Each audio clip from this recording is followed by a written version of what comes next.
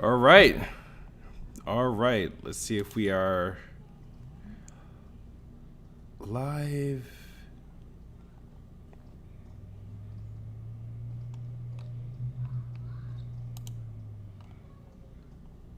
All right. Looks like we're live, man. All right. Welcome, everyone, to another one of these impromptu one-on-one discussions, man. I don't have quite a name for this yet, but I do have a name for the guests we have today. And we got, Level 1 Gaming Zone, Famey and Yes, T, sir. young black entrepreneur in the building. Like, if you think about it, you know what I mean? So, I'm happy to see you doing your thing. I know you had a busy day, with the articles coming out and, keeping everybody up to Yes, date sir. with the news, man. Man, tell me, before we get started into discussion, just let, people should know we go way back. About Way back. 5-6 years now, we go way back. But just in case people, if there's some, obviously we've all went our separate ways. You got the website. I'm still doing the same old shit on YouTube. So let people know what you've been doing. I know you got the podcast that spawned pretty much your website. So Fame, let them know, introduce yourself and let them know where they can find you and where they can find your content. Yeah, man. Fame Entertainment. I co-founded LV1Gaming.com, Level1Gaming.com. Like Kid Smooth said, it started with my podcast mates. You got the Floor Hugger. You guys know Demigod Reviews. A couple of newer people, Citizen Sniffs, Hello to the King. We was doing a podcast when we was with Tick Games Network. You guys know Tick Podcast. So we was over there and we decided to branch our wings out. You know what I'm saying? I got with the team. I was like, hey, man, I'm ready to do something a little different. And believe it or not, people decide to follow me. I don't understand because sometimes I'm a freaking idiot. I don't know what I'm doing. I'm kind of go off a whim on stuff. Yeah. And an idea off a whim turned into something legitimate. And we've gotten great statistics over the last couple of months. Shockingly, I didn't expect this much love that we received on our website. But yeah, man, we got the stream team going. We got 3 of our streamers just got Twitch affiliate. We got another streamer that's Dallas, man. A lot of people have been asking about the theme song that we've been doing. It's actually an original song called Level Up that was written everything from the ground up by Dallas, man, who's actually a legitimate artist. And he had a new song called PC Master Race getting ready to drop. And I think the PC cats are going to fall in love with it. Y'all going to be laughing. Y'all going to have a good time. But yeah, man, I'm on Twitter, FameENT. On Xbox, if you want a game, FameENT 2K. Like I said, LV1Gaming.com. And like I said, me and we go way back, man, from the writer's block days and hard knock gamers, and we go way back. And like I said, we did kind of go our separate ways, but we still always been cool, always been family, man. When you hit me up today, man, I was hella happy to come. I've been wanting to come on for a while, but we happened to have a podcast on the same exact day at the same exact time. And when I got back from COVID, I launched the website. It's just been like, things have been kind of nuts. So I'm happy we was able to come together today and talk about yesterday. Yeah, yesterday was a big day, as Xbox. I mean, I know you cover gaming in general, but I know you pretty much have an Xbox following and Xbox base. We met each other on like prime on the same side of Xbox things, I mean? So it was a big day, for us as a fan, as a consumer. We're getting ready for next generation, these consoles coming through. And, a lot of people have been saying, it's put up or shut up for Xbox. They finally got to come with a bang, with E3 being canceled and they got the most powerful console. They got all these studios. So today's the yesterday was the big day. And I've read over a couple of your tweets just to kind of get your temperature yesterday. You said a couple of things. All over the place. Yeah. It was. I had to sleep on it, so I couldn't make up my mind on how I felt. Yeah, it's just because it was. Yeah. It was an emotional day. I had people falling out on my podcast. It was like, and one thing that I did learn, and I tried to convey this message over at Press Start Podcast when I was there yesterday, is that sometimes I have to. Sometimes I can't be prisoner in the moment because what can happen is you'll witness something, right? And you might enjoy it. You might not have formed your opinion yet, but before you have decided your opinion, you've already been flooded with everybody from the outside already trashing it, and at this point you've done convinced yourself that what you saw you didn't like, so now you're pretty much just relaying the information or the same opinion or review or reaction that what's trending at the time now. And I'm like, and when I was watching the stream, if people could watch it, and I was happy I had my camera on when I was watching the stream with the whole Halo thing. Like, my reaction, I was in. Like, I didn't, all the stuff that came on Twitter, I didn't notice. I had to go back and rewatch. I'm like, what the hell are they talking about? Like, I was just, like, drawn in because I was happy of what I was seeing with the gameplay and stuff like that. But sometimes I notice after these reactions, whether it be inside Xbox or stuff like that, like, I'll get hit with other people's reactions immediately, and it'll start to, like, impact me. And I'm probably not even like giving my true thoughts. I'm just at this point, I'm just trying to deflect all the bullshit that's coming. Cause you're getting tagged left and right. I'm like, who the hell is this? Where did you come from? Hey, look at this. Look at. I'm like, where did y'all come from? And people are posting this stuff so fast. I'm like, how are they even watching the trailer? Like, how are they even watching? They're posting it so fast. Are they even paying attention? Are they even enjoying? So, but the good thing is, you know, we watched it. We had to deal with the bull stuff online with Twitter and YouTube, everybody's reactions, you know, everybody's outraged. And, you know, you had your initial thoughts. I know you said something about like, hey, I don't know if I can, if I might stick with the Xbox One. But now that the hours passed, you got to sleep on it, you wake up. I mean, if you woke up, morning was even worse because they had all sorts of rumors out there to try to. But. But now, now that I think I got you at fresh state of mind. Our heads are clear. We kind of have a better idea. We probably watched a couple of trailers and got more news out of it, so now we kind of have a better idea on things. But the first thing I want to ask you about yesterday's event was, what was the thing that excited you most about yesterday's event? Was there one thing that kind of stuck out that just kind of like that was the most exciting to you? I think the most exciting thing to me is the overall concept is that we finally have a roadmap. I think for the longest time, and it's really started with the cancellation of Scalebound, and Phil Spencer came out and said, hey, man, you know, we're not going to necessarily, you know, give you guys news on games further down the road. We can kind of keep everything close to the vest. And at the time, I was like, okay, that's kind of cool. I kind of get that. But after a while, you're like, well, what's coming? You know what I'm saying? We know of the certain stuff, Halo Gears 4, Halo Gears 4, yada, yada, yada. But what's coming? I think the best thing from the show, which and an overall aspect, was we have a roadmap. We know, you know, Fable, which was the worst kept secret in gaming. We know Fable's real and Fable's coming.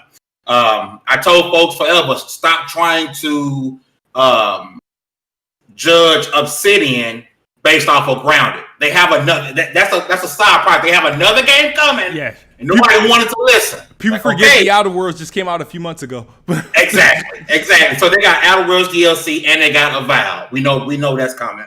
Of course, we know Hellblade 2 is coming. So we got them now with Halo Infinite, but then we got a bunch of stuff that we know, hey, it may not be in the next coming months. It may not even be 2021, but we know exactly some of the things that are coming into 2021 and 2022.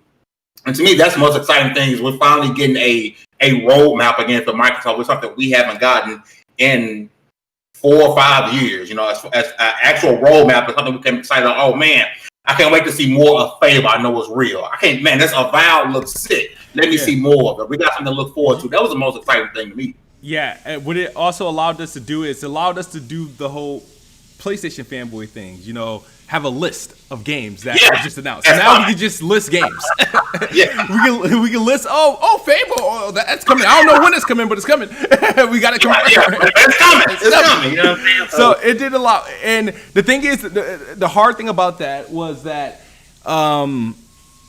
the release points of the fact that, damn it, I lost my train of thought with these.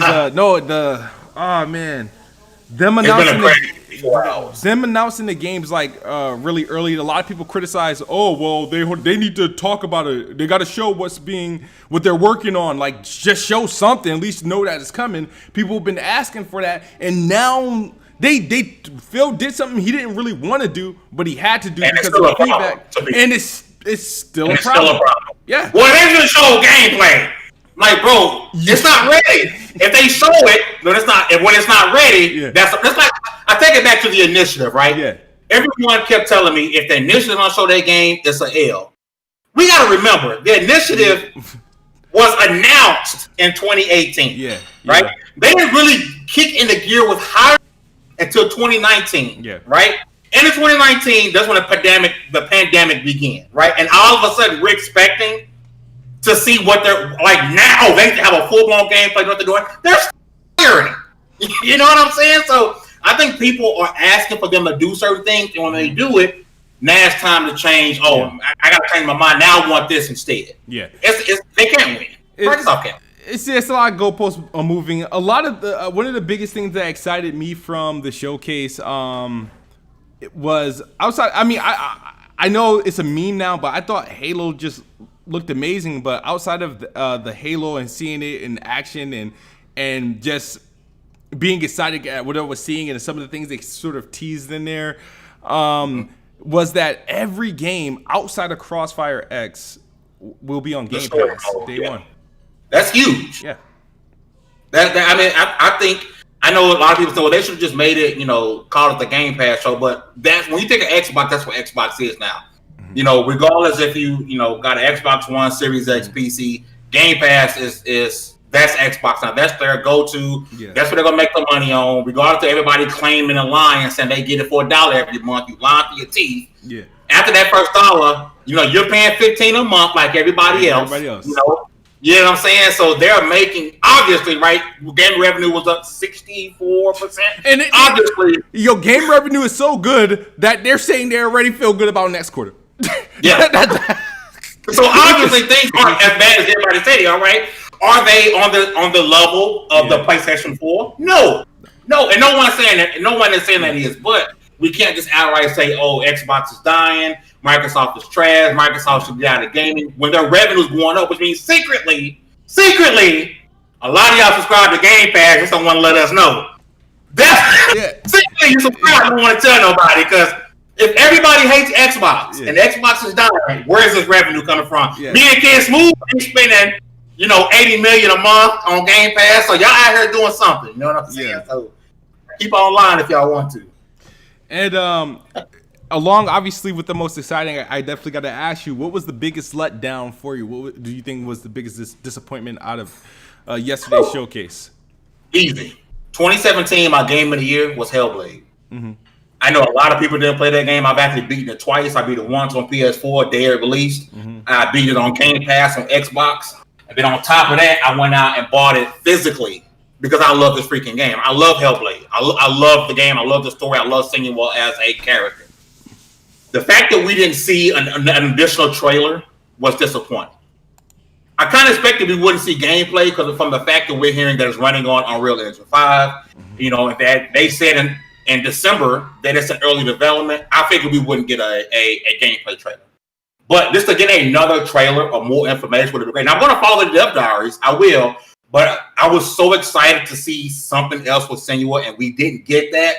And I said it on Twitter, no trailer for Hellblade was a huge L, because when you think about a lot of the games that Microsoft are doing, like it or not, them being service games, this is the one game that you will put in line with the God of Wars of the world. That single player, story driven, deep in the story, mature, rated game. That's what Hellblade is. And so the fact that we didn't, I think a trailer for that would have helped solidify a lot of the PlayStation gamers who, hey, I'm here for a third person cinematic over the shoulder game, mature game.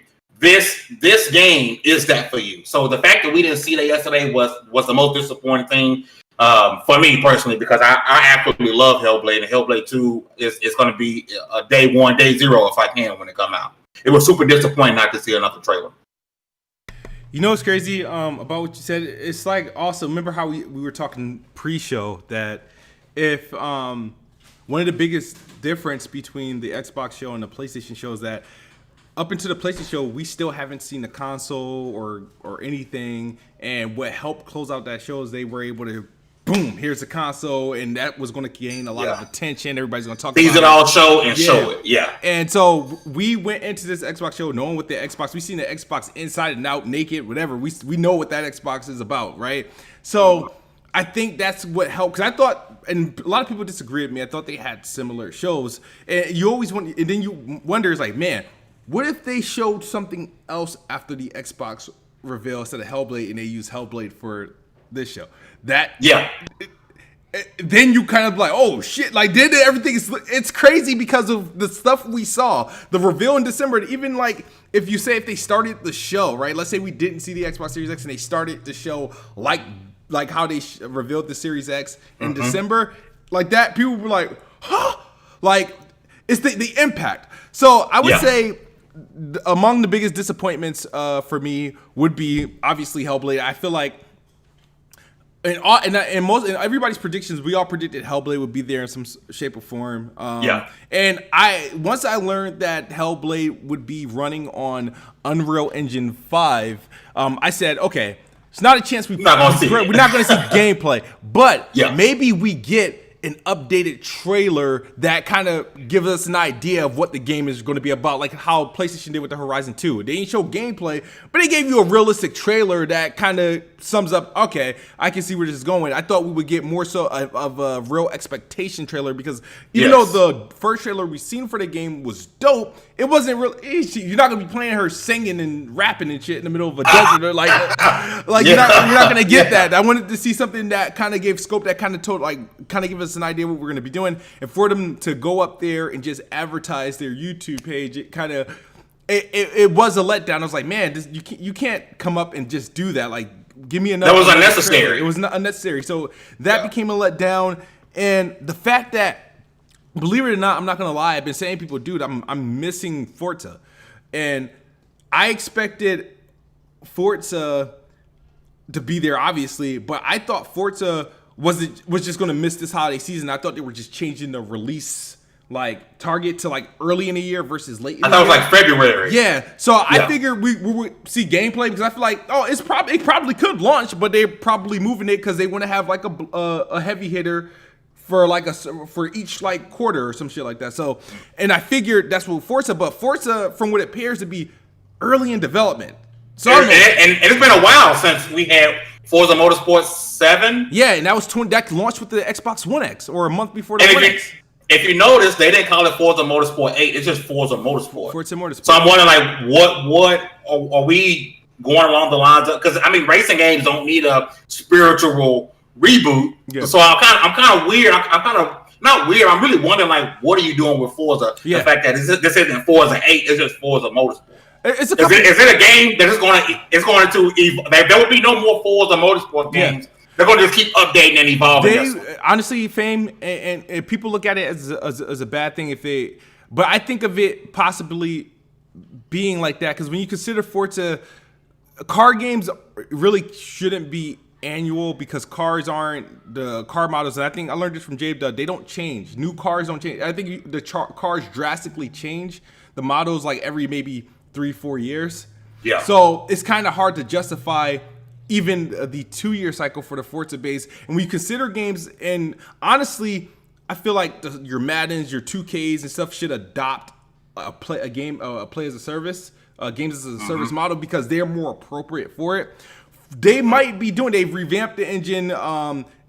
They had to go back. They're probably, I won't call it a reboot. Yeah, they're probably just restarting the series, and they're either going to go on like tie a year to it, or they're probably going to just make it a large games as a service that they can constantly update. Because remember, they be selling you these car passes and expansion passes. They'll probably find a way to make it more like kind of affordable, and without having to sell you a new game pretty much every 2 years. So because you say it shouldn't be a spiritual reboot of a racing sim.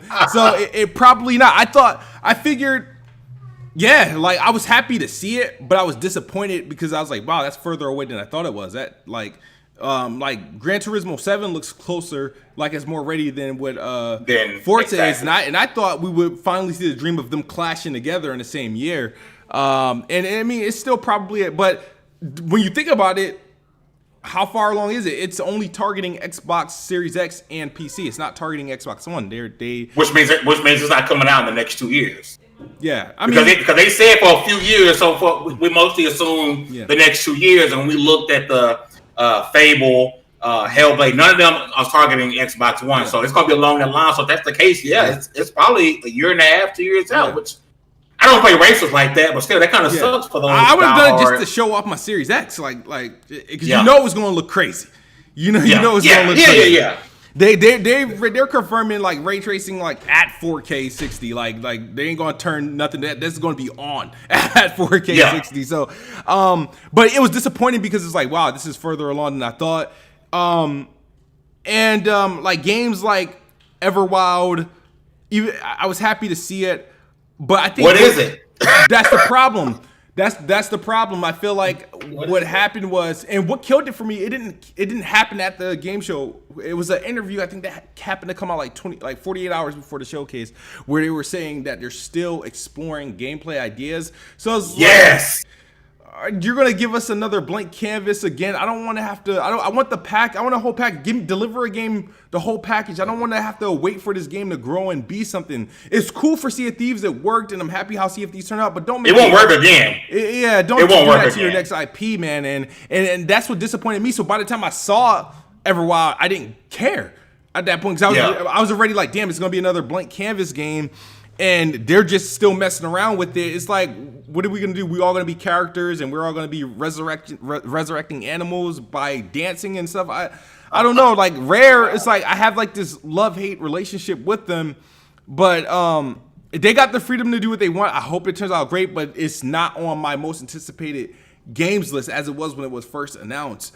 Because even with what Sea of Thieves is now, in its current state, is a success. Yes. Whether you like it or not, whether you want to pull out a pillow and rest your head when you see people play it, regardless of how you think about it, Sea of Thieves, as of right now, is a success, right?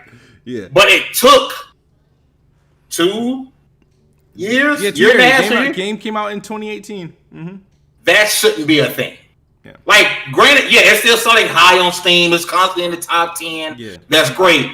But do not do that to Everwild because you will. I won't even download it on my Xbox or PC if you do that with Everwild because I'm not. Even with Sea of Thieves, I played it then only because Anchorman was like, hey, I'm into this, so I got on there. I'm not gonna lie, bro. This summer I plan on I plan on jumping back. I plan on jumping in Sea of Thieves and catching up on that content because at this point the game is so much full of content. I actually have to catch up. So I do want to trade because they do have like campaign stuff in there, like finally. And so I'm definitely going to check that out. And there's obviously a lot more players. There's a fan base behind there. And then somebody on the Xbox hit me up to try to help revive the Crackdown 3 multiplayer Wrecking Ball. So I'm going to, if we can make it a success, I'm going to try to really go at it and see what we can do with that. Good luck. Good luck. Yeah. No, I'll play. I'm always down. The only thing that stopped me from playing Sea of Thieves and Crackdown is more than I thought I would. Is that my friends weren't interested in playing. My friends aren't playing. The people I associate with online aren't interested in Sea of Thieves and stuff like that. And my friends weren't interested in playing Crackdown for pretty long. I was, but I don't want to have to go through and play alone and try to get friends, like make new. Let me meet people. Yeah, meet gamers online type. Now, Sea of Thieves, I know I can meet people because we met people. We just didn't stick with it. Like they were like bringing us in a lot, getting us like mad like loot and stuff like that. It was dope. Everybody cool on. Everybody play Sea of Thieves is cool. Yeah, it's like 1 or 2 people that might do you bad, but for the most part, you can say enemy shit. And a lot of times they won't even attack you. They be like, "What's up?" Yeah. Like Sea of Thieves community is everybody just trying to have fun, man. Yeah, that's what dope about it. And I feel like I try to play Bleeding Edge, and it took me forever to get into a match. I'm like, damn, somebody playing this game. I stopped Bleeding. I got one more achievement, and I stopped it because I don't know how to play a support character, so that's the achievement. I can't play support. All right, so my next portion I want to discuss. I want to say, what was your biggest takeaway from the showcase? And you might have answered this, but just in case, what do you think was the biggest takeaway, good or bad? Yeah, man. I think the biggest takeaway is we have to realize that we're not going to get from Microsoft what you're getting from Sony, and that's not a bad. You see these articles people put out? Yeah. Oh, this game is 30 frames per second, and that's not a bad thing. So I'm gonna do it to you right now. Dark One X. Xbox is not PlayStation, and that is not a bad thing because Nintendo isn't PlayStation, and that is not a bad thing, right? So you can have your PlayStation for these cinematic third-person, big movie-style production experience games, and that's great. Yeah. If you want to play Mario Kart with your kids and play a little, what's that game with Animal Crossing? You want to play that BS? That's great. I'm not calling BS. For me, it's BS, right? If you want to play games that are ever evolving, if you want to play games that are games as a service that you might have to play, download it one time on Game Pass. It's going to be ever evolving content that you may or may not have to pay for. You want that, you go to Xbox. Yeah. I think what we seen yesterday was there will be some games like that with the Hellblades, the Avowed. That's going to happen, but for the most part, this is what Xbox is, and I don't mean that to make it sound negative. It is what it is. And I think Microsoft have some plan that they sell, and this is what we're doing going forward. Game Pass is going to be part of our design moving forward. We're going to make the games as a service moving forward, and like it or not, that's who they are. And whether or not you want to buy a console, play them on PC, that's up to you. But my biggest takeaway is this is what Microsoft is, whether we want them to or not. Time will tell whether or not it was a good decision, because they're going on a complete different path from PlayStation. But my biggest takeaway is this is who they are, and it's not changing no time soon, because this is the Xbox Phil Spencer wanted. I feel you, dude. You said something that's important. You said they're not being. Everybody wants them to be to answer Sony. Everybody wants them to do what PlayStation does, like the God of Wars, the Last of Us, and stuff like that. And it hurts to tell people that, because it hurts. Like if you're a fanboy, I'm a fanboy, dude. I'm an Xbox fanboy, and you want to be competitive, and to hear that and you see what's taking place, you're like, man, that's true. Like, that it hurts to say that, but it's not to say that it's really a bad thing. Only because Microsoft, Xbox, they found, I guess, a lane, and they're finding something that works. And the thing that's weird about this industry, the gaming industry, the community is very, very harsh. So Nintendo found their lane, it's fine. PC is whatever. PlayStation found their lane, people love it. It's more mature. You know, Xbox found like this middle ground of things that just might work. They found they found things that like they more so of products of games as a service. They have service-based everything, cheap buy-in. Have access to their content on multiple devices, but their IPs are just. Remember, the Xbox used to be criticized for being the shooter box. It's the most diverse box ever, and now it's their biggest Achilles heel, because they can't. Nothing compares to the God of Wars and the Last of Us, and well, Kid Smooth, when you think about it, in a way, this worked both ways, because Sony also is not trying to be Microsoft in the aspect of they're so focused on single player adventure. They're not trying to make no multiplayer games to compete with Microsoft. They're as much people say trying to claim the PS Now is better than Game Pass. PS Now is not competing with Game Pass. I don't think Sony wants it to. They want to put that service out, and they're not going to focus on putting out these multiplayer games or service games. So in a way, each company has their niche in a way. Single player story games on PlayStation, they're not really going out the multiplayer. On Xbox, going out the multiplayer, not as many single player over the shoulder third person action. Yeah, you're right. And PlayStation, and I'm happy to admit, I said this several times. Like, PlayStation, as an adult, I prefer the games that they make. I do prefer their games, and people ask me why you're an Xbox fan. I just like playing on Xbox. I do like the games PlayStation drop once every 3 months. Yeah, I'm gonna play it. You wouldn't spend that money if you didn't enjoy playing it. Yeah.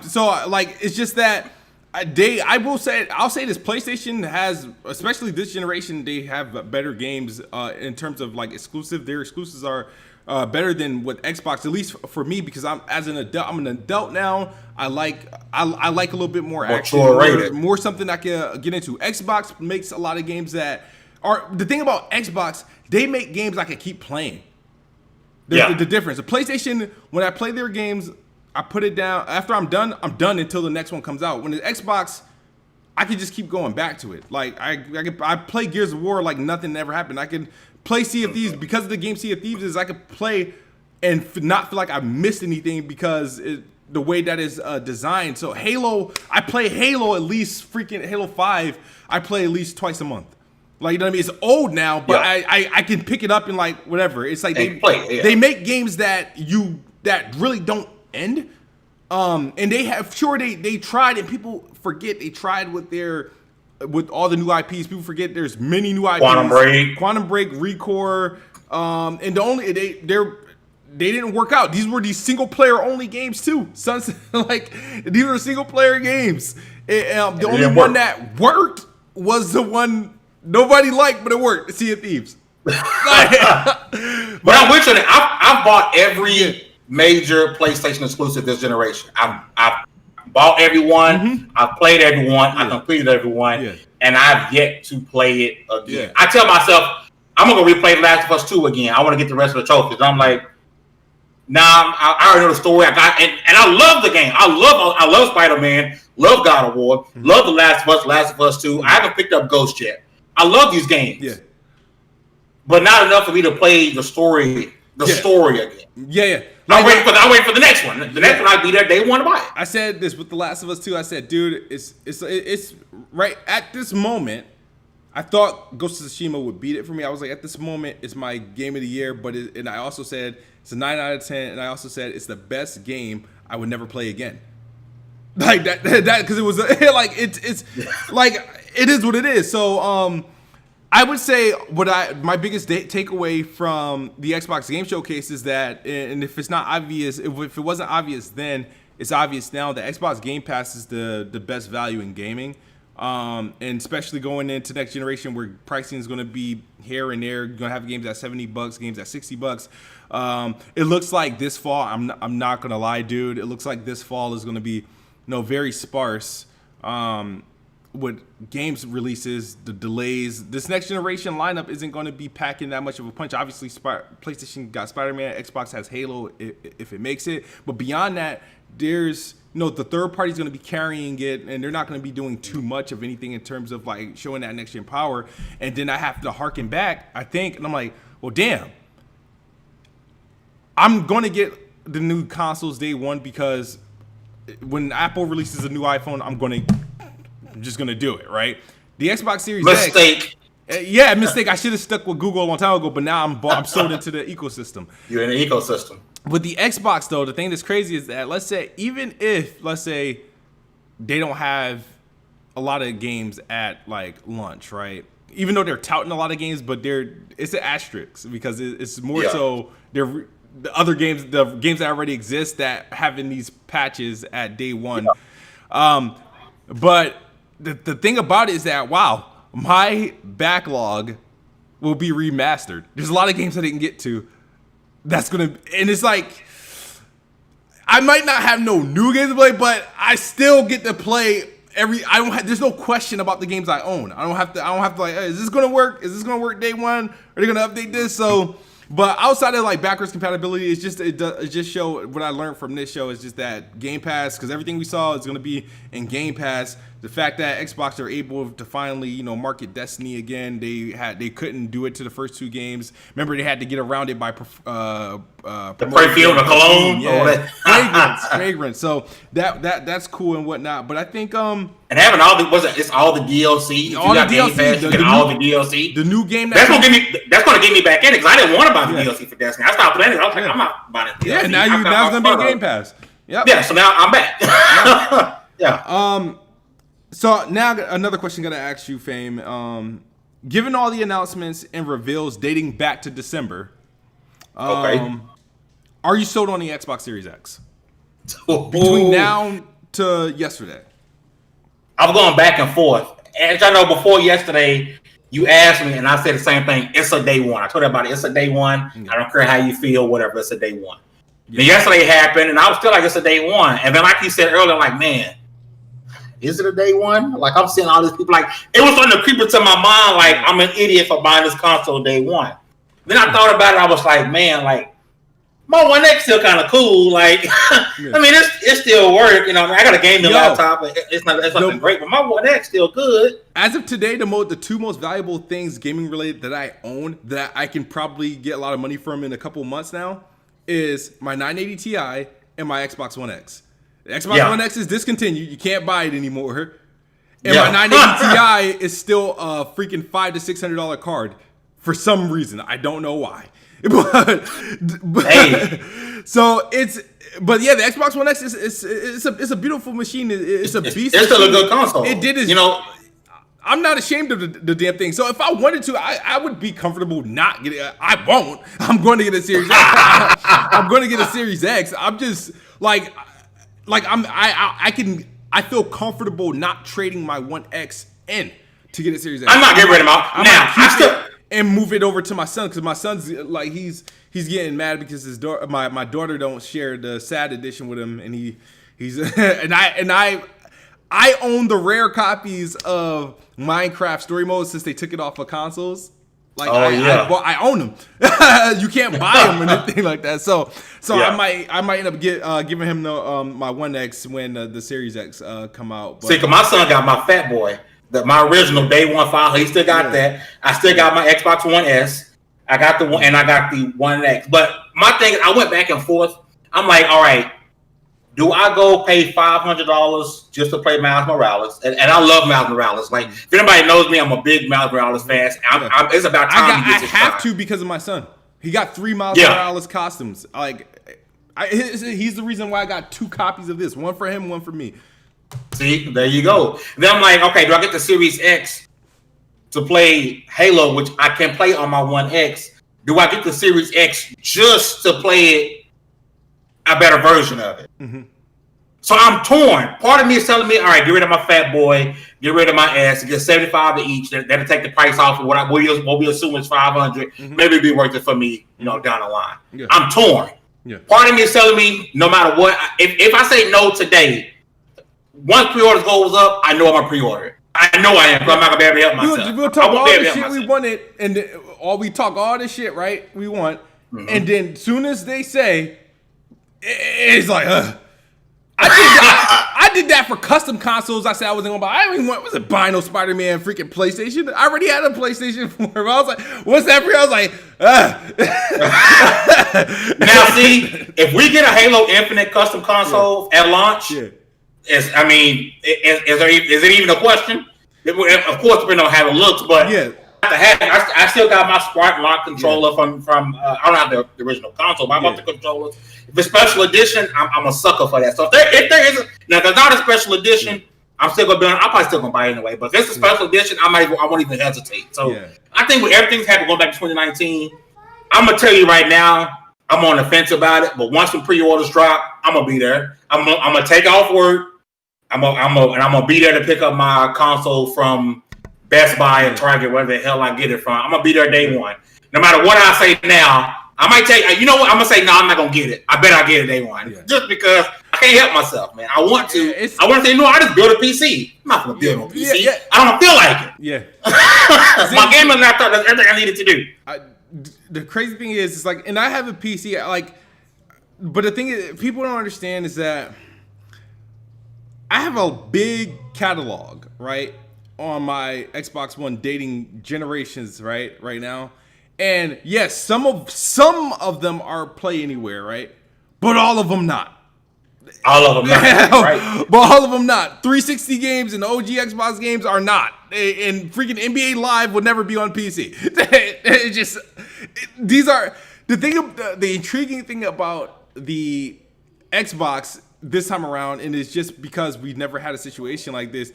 You literally can go to your Best Buy, right, and just walk in, get the box, and nothing else. Yeah. You don't need to, even if they sold the console naked with no power cables, you literally can get the box, nothing else. You already got a bunch of controllers during the Xbox One phase, right? Hell, I wasn't planning to get in the Elite Series 2 until the Series X came out. Because, you saw your controllers already work. If you have the Game Pass,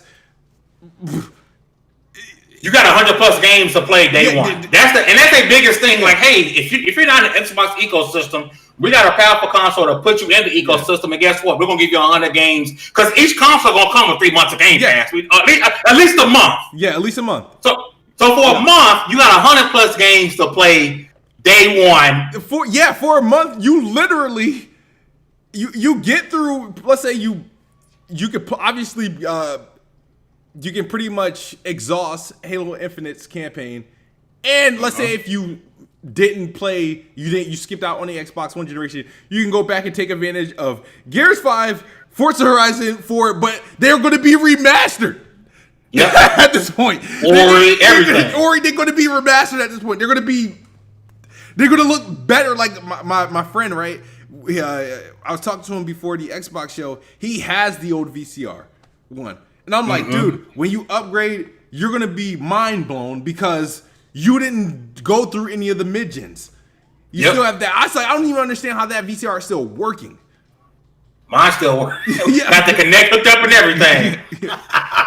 So the Xbox, to answer, even though I asked you the question in my version, like to me, I was already sold on the Xbox Series X, and that's because once I made an Xbox Live account, I was locked in to Xbox until it stopped. Just like with your phone, we're in the ecosystem, right? We're not going to just come out of it. And the more digital games I buy, the more trouble I am, and I can't. So that's why with the PlayStation, it has to be the same for the people on PlayStation. You build up that digital library. I just hope and pray that they don't have to.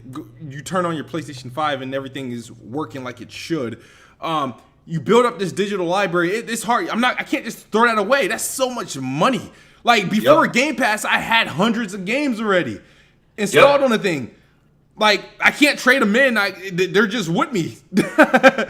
See, the thing with me is I can have Game Pass and I'll still go buy a physical copy of the game. Yeah. If it's something I'm like Hellblade, I didn't have to go buy the physical copy. Yeah. It's on Game Pass, but I couldn't pass it up. You know what I'm saying? So a lot of people think, a Game Pass is bad for gaming. It keeps people from buying games. Yeah. That's been proven by most people who actually know numbers that's not the case. Yeah. It's been proven that Game Pass has increased gaming revenue, increased people actually buying the game more. Yeah.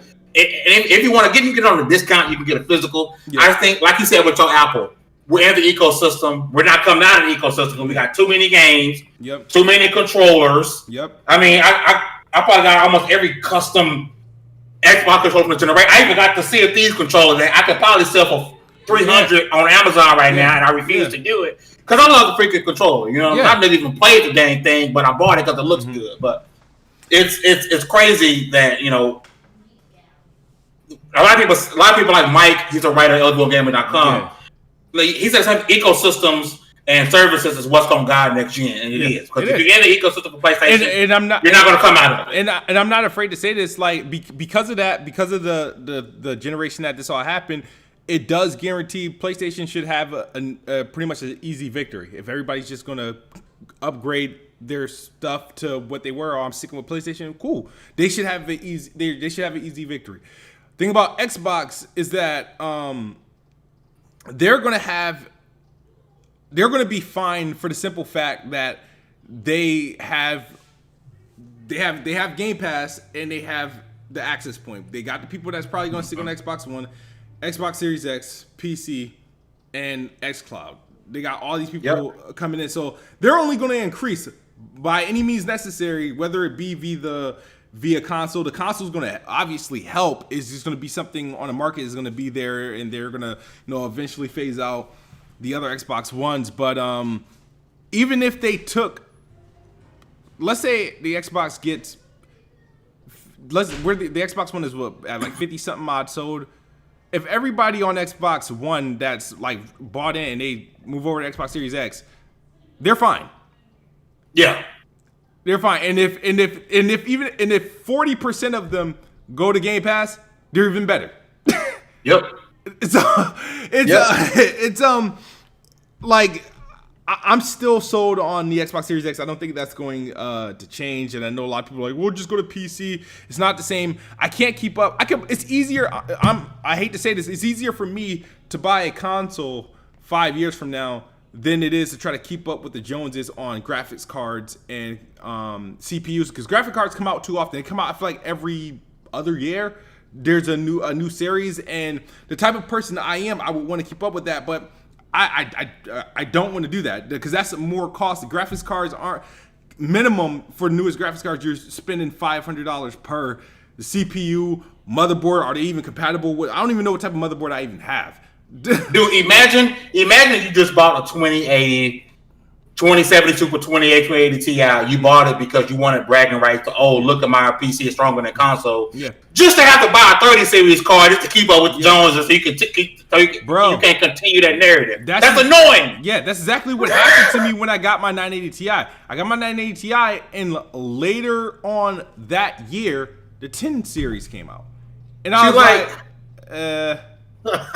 fuck. I'm good. I was like, this PC bill set me back. I'm like, I can't do that. And now you're behind. And now I'm now completely behind. Like, I'm behind that the Series X and the PS5 already is beating it.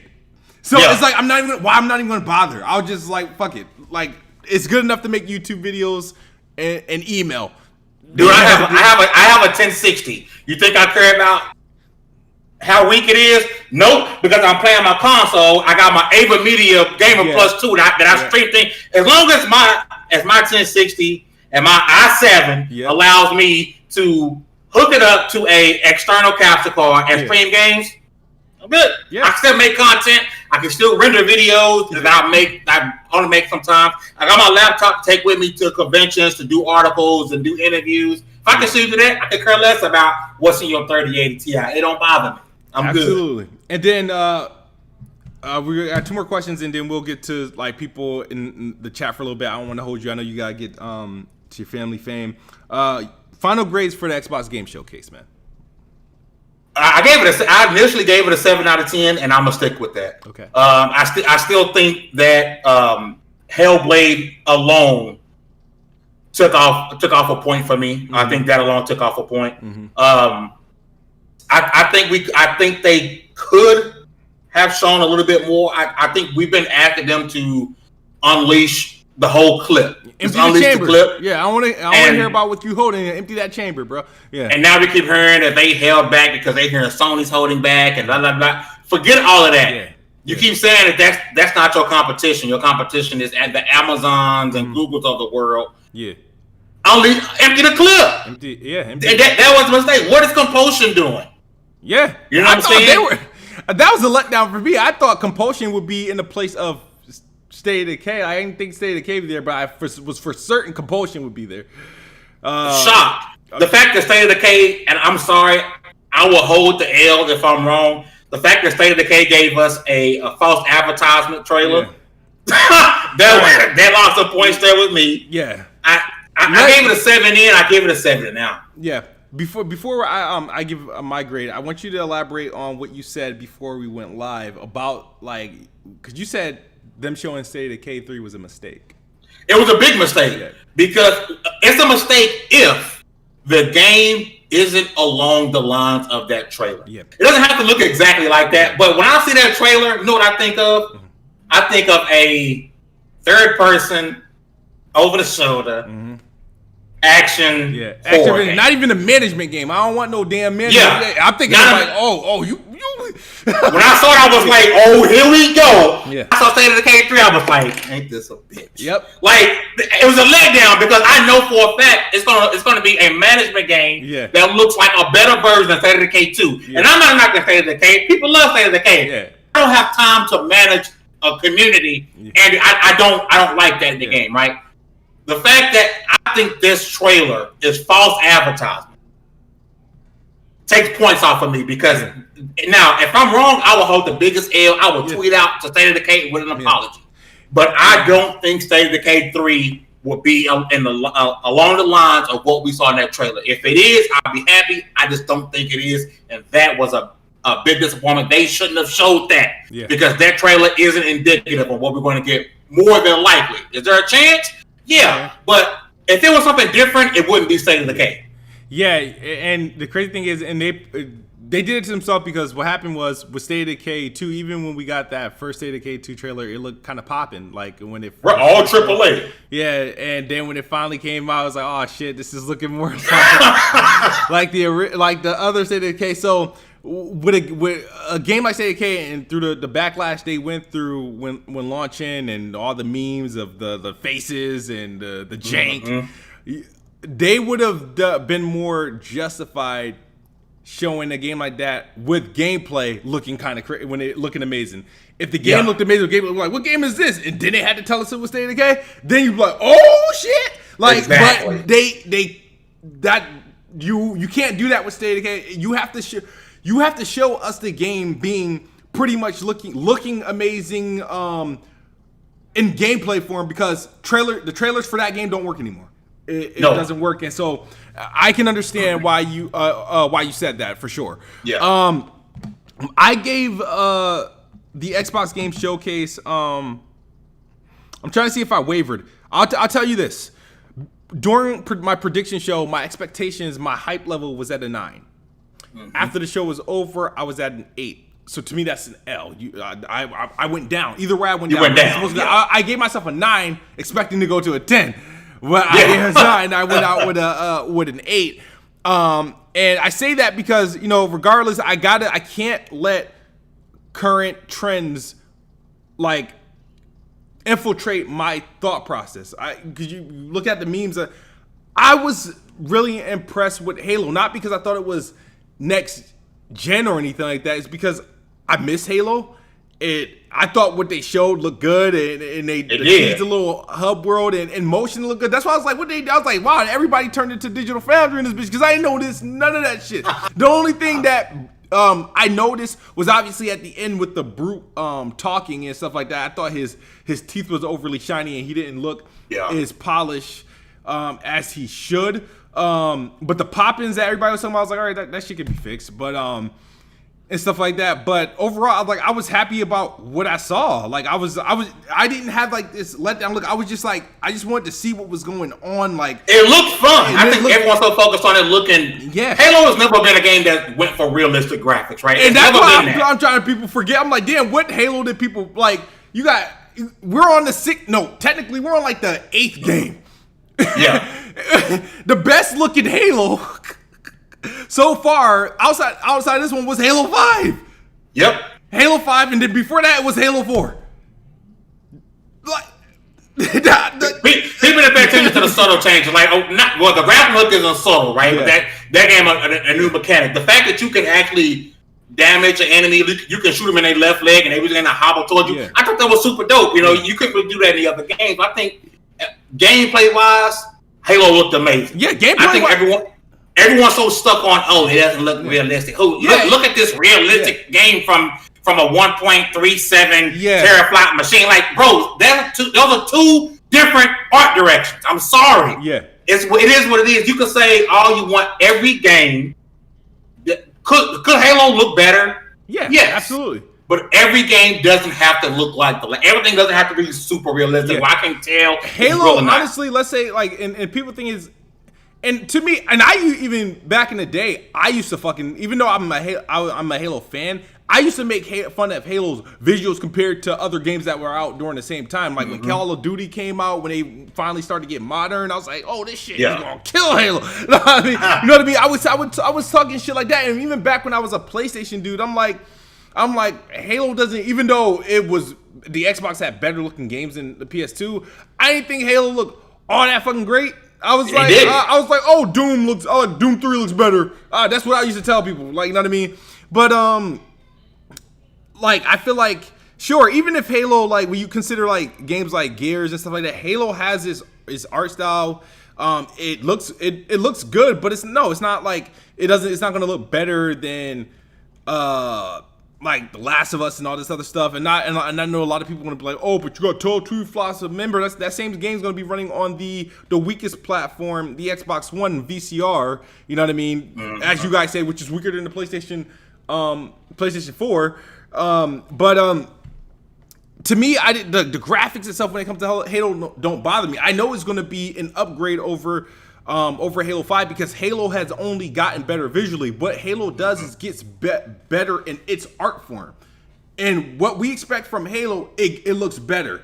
So that's why I said the best Halo so far is Halo 5. 60 frames per second, it looks good. And then this one's going to be a broader scope, supposed to be at 60 frames, and they're planning on dropping ray tracing on that.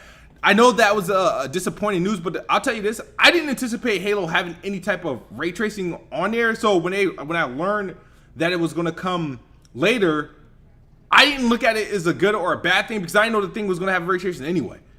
I thought Halo was just targeting, okay, it's going to be a high resolution, it's going to be 60. They probably do make it up to 120 on multiplayer and stuff like that because assuming they're keeping the core, their multiplayer arena style, they'll definitely hit the 120. That's what I was thinking. I didn't think they were going to even bother with ray tracing because they're probably going to have to hit, something's probably going to have to give. I expect ray tracing on games like Forza and shit like that, but I wasn't expecting the ray trace. So when they said they're gonna do it, I was like, all right, if they're gonna do it and they're gonna maintain that 4K 60 on it, 4K 60, go ahead, boom. If you can do it, awesome. But if not, no, I don't care. Like ray tracing is cool and everything, but like I think Spider-Man, they saying it's gonna have ray tracing, but to get it at 60 frames, it won't. It's gonna be 4K 30. 4K. And think about this Halo I like because they're saying it's bigger than Halo 4 and Halo 5 combined. We're getting a bigger story. And I still wholeheartedly believe, and on the WSP podcast the other day we had on Tim Dog. Yeah.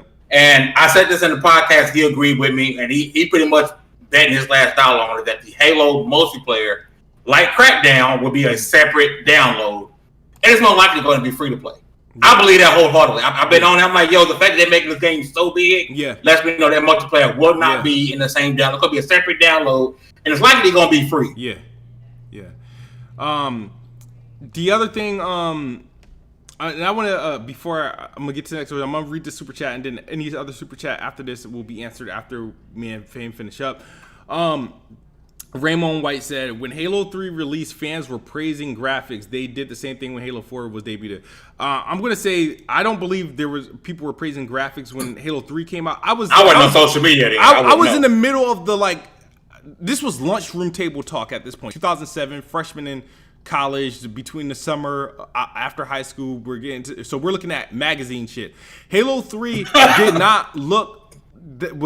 wasn't one of the best looking games at that point. Because there was games that looked better than Halo 3 at that point that came out the year before. Gears of War at that point, the first game looked better than Halo 3. The hype around Halo 3 was, shit, Halo 3. It just came off of Halo 2. It was just the name itself.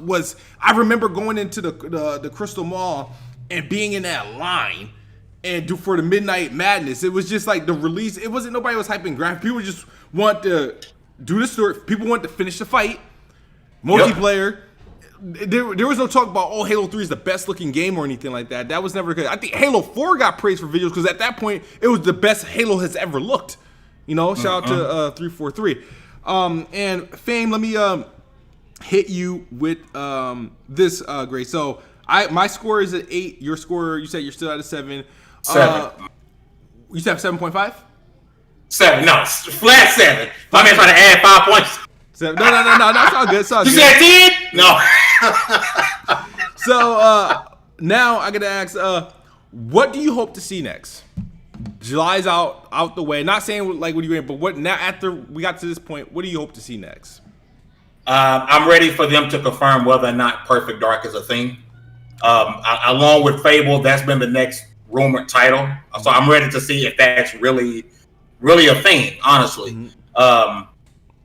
And after that, I'm ready. I know the rumors that people are saying Fable was an MMO that was shot down, which I'm great. I'm ready to see where they're going with Fable, or whether or not if it's a spiritual successor. Is it a reboot? Mm-hmm. Is it trying to be Fable 4? What's the gameplay going to be like? What kind of co-op elements are going to? I know it's going to have co-op in it.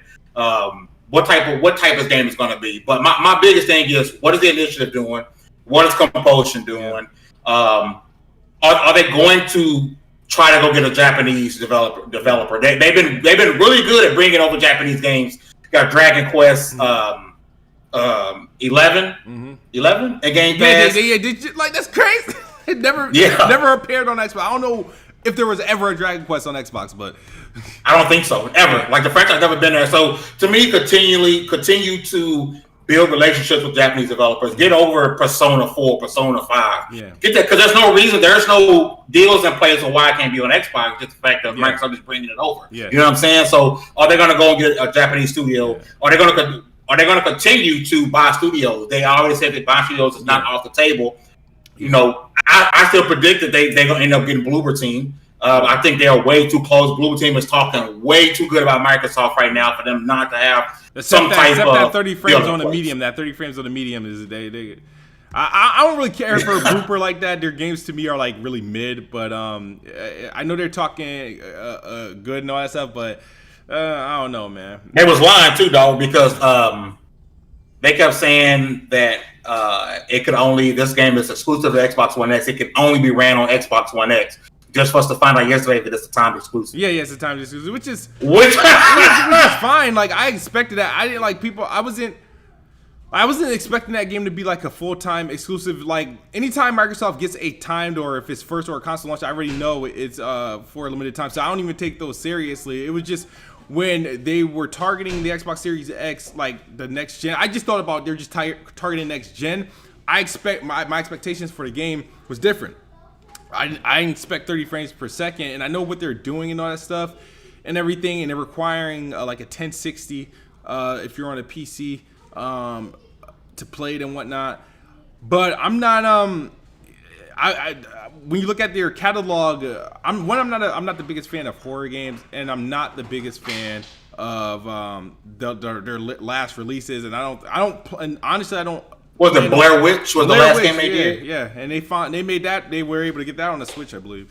I'm not a fan of their games like that, so I don't see myself like buying into like the medium, bro. So yeah, like I said, my thing is going for what I'm looking forward to is to finally just unleash the rest of the bullets in the gun. Like stop playing. Yeah. And I wrote an article on this. Yep. And people thought I was crazy. It was called "Admit It, You Missed E3." Yeah. And this whole little bit of information, little bit. When I wrote this article, I put it on M4G, and I was getting poop. I don't want to cuss on your stream. I was getting pooped on left and right. Yeah. Like it got approved. It was a hot article, and I was getting pooped on left and right on M4G on Twitter because I wrote that article. But it's the truth. Like I missed E3. This whole little bit of information here, a little bit here, and then we got to deal with rumors for another month. Yeah. Yeah. Oh, here's PlayStation next event. Then we got to deal with more rumors instead of one day give me everything and then we're done. Yeah. It's annoying to have to. Yeah. I'm waiting for them to go. Microsoft is give us everything now. Shout out to Aaron Greenberg. I mean, I think he retweeted one of my tweets today, which is dope. But like he said, I think he quote tweeted Jez, and he said like they still got some stuff in the chamber, and I was like, I don't want to hear that, like, because I don't, it's cool and everything, but like I'm sick and tired of this wait game. I don't want to like, all right, you show me give me all that stuff now. Now I gotta wait for freaking August for another reveal milestone. I don't want to go through this again. I just want to reserve my console and move forward. I don't like so. The question I asked you is like, what do you want to see next? Now it's like, well, damn, now I have to wait till fucking August. What I want to see that. I'm the type of person I know, and the thing is, I respect what Xbox did with July, because people keep saying, well, we want games. So they did a show where they eliminate any other announcement possibilities and just gave you games. People forget how important those other announcements are, along with the games that help wrap up the show. What was one of the greatest things about the E3 2018? Studio acquisitions.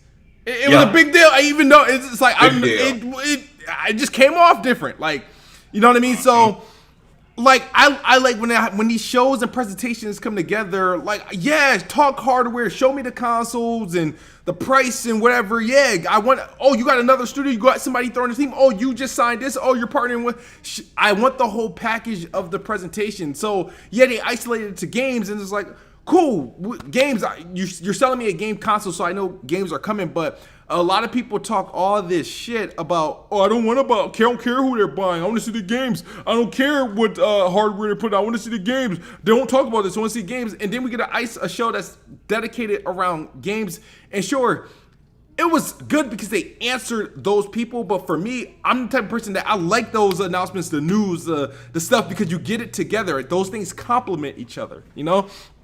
And we didn't get that. So now I have to look forward to the August, whatever they're doing in August, because I'm expecting we're going to get a complimentary.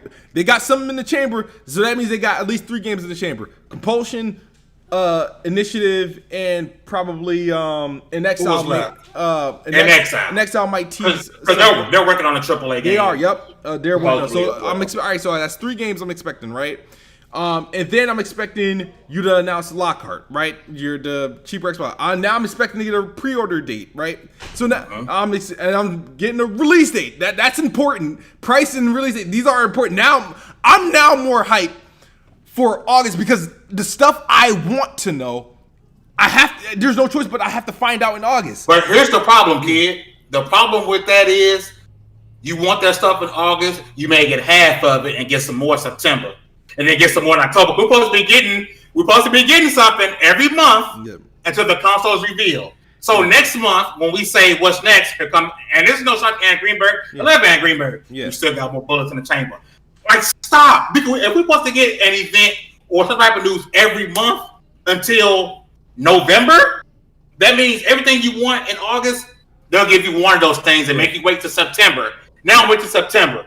Now wait until October. That's bull. And that's why this whole Xbox 2020, this whole style is stupid. Yeah. Because we have to wait each month, and it's more rumors and more anticipation and more false narratives continually over and over and over again until the console comes out. It's exhausting, dude.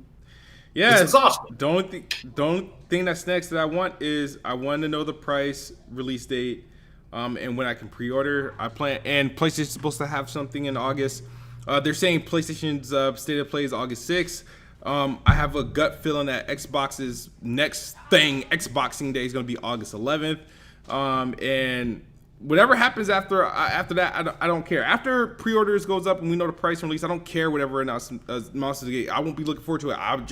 I'll have the knowledge of what I need to do and what I need to know. But overall, I mean, we've shared our thoughts on the show.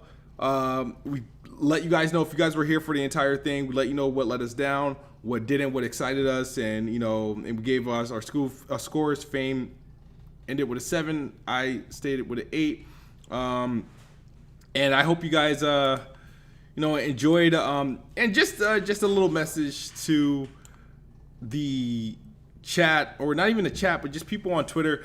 I talk a lot on Twitter. I say a lot of things. I'm sick. I'm sick of people telling me what I should do, like what my expectations should be. As Fame, right? You gave the score 7. I gave the score 8. I'm not mad at your 7, right? The thing you were disappointed in was probably different from what I was disappointed in, right? But we're supposed to be different. Yeah, it's supposed to be different. Like, I can't have 5, 10 people call out Halo. What if I didn't mind what I saw in Halo? Why do I have to call it out? Like, if you're mad at Halo, call it out. I'll be busy calling out something else out that you probably don't care about. But don't put your problems on me. And that's the thing about these events and with Xbox. It's like, Xbox it's weird that the attention Xbox get and like what people run with, but I think people just need to relax, and I just hope that when these next generation consoles come out, PlayStation 5 come out, the people that talk all day crap about Xbox, they get their PlayStation 5, play it, enjoy it, and we shouldn't have to hear from you about Xbox at all. We should get your shit, enjoy it. We'll get our shit, we'll enjoy it. But it's annoying being tagged saying feel how I feel. Yeah. Why, bro? Why do you care? feel like me. I'm good. Like, I'm gonna feel how I feel. I'm gonna critique it how I want to critique it. It's a boring world if we all felt the same about everything. Like, some things are for you, some things are not for you. And people gonna say, well, that's damage code. It's not. We're different. You might like a sports team more than I do. It doesn't make what you like wrong. We got different opinions. We got a different opinion about things. what's a 10 to someone might be a 7 to somebody else. What's game of the year for somebody might be trash for somebody else. It is what it is. It's just stupid for you to spend your days. Oh, I'm gonna tag Kid Smooth in this. I'm gonna tag Fame in this. I'm just gonna block you because I'm tired of the conversation. Like, you don't even follow me. How do you even know who I am, fam? I was getting so frustrated that people would hit me up and I would just click on their profile. Oh, you got 15 followers, block. Like that's what it would be like. Like, come on now. I'm not doing this with a bunch of people will wait for this day. And I think the thing about, and I think this could be said for everything, society, like social media, everything relies on things being negative. Everything has to be bad for it because somebody wants to, it's always got to be that somebody that wants to be the first to call this out or to be the first to make this trend, to joke about that. That's how it works. And because we're in that state of mind, everybody's looking not to see how wild they would be. They want to be like, look, what's going to be the first thing I can call out that could trend, that could get the tweet. Everybody wants to have that tweet that goes viral. Everybody wants to throw up that clip that goes viral. And so I feel like a lot of people, when it comes to Xbox and even a lot of things, a lot of people are looking at it through this lens with just like, like, what is the first thing that I can point out that's going to get me the clicks, that's going to get me the LOLs and stuff like that. And it's a shame. And I'm not mad at everybody. I ain't gonna lie, the memes were funny as hell. Like, I thought the memes was funny as hell. I'm like, memes are hilarious. I was. Those memes, and I couldn't say anything about it, so that's why I wasn't really. If you notice all my interactions, I'm not really going at anybody with the memes. It's like it's funny. It's like it is what it is. Yeah. But it is what it happens. I mean, the Strawberry Man almost became that meme, but the Craig did it better. You know what I mean? Fucking shout out to Gaming Addict. He says people want your opinion to be theirs. LOL. That's the true. Everybody wants to say opinion. Like, you only get credit when you remember what is the thing I love to see people do? Somebody calls out Xbox. See, this is why you're a real gamer. This is why you're a real one. You see, you're true. See, this is why I like you because he finally called out Xbox. Right? Okay. But Fame. I almost said names. I almost got what podcast I was on. Let me not say no names. Yeah. I've been reckless. I need to chill. No, but man, I appreciate you coming through, Fame. It's been a pleasure. I meant to put your website in the description, but I'll do it after the podcast goes on demand. Thanks, visit, it's LV1Gaming.com when you're spelling it out, right? I sent out a tweet, I think it was earlier this month, of just a lot of the websites, that gaming websites that exist that are better than your average GameSpots, and your IGNs and stuff like that. Even though I respect IGN a little bit, but Level 1 Gaming, Fame did this thing. You launched a podcast this year, and it's doing numbers. You guys are on it. You're quick. You got a nice, talented team, which is dope. It's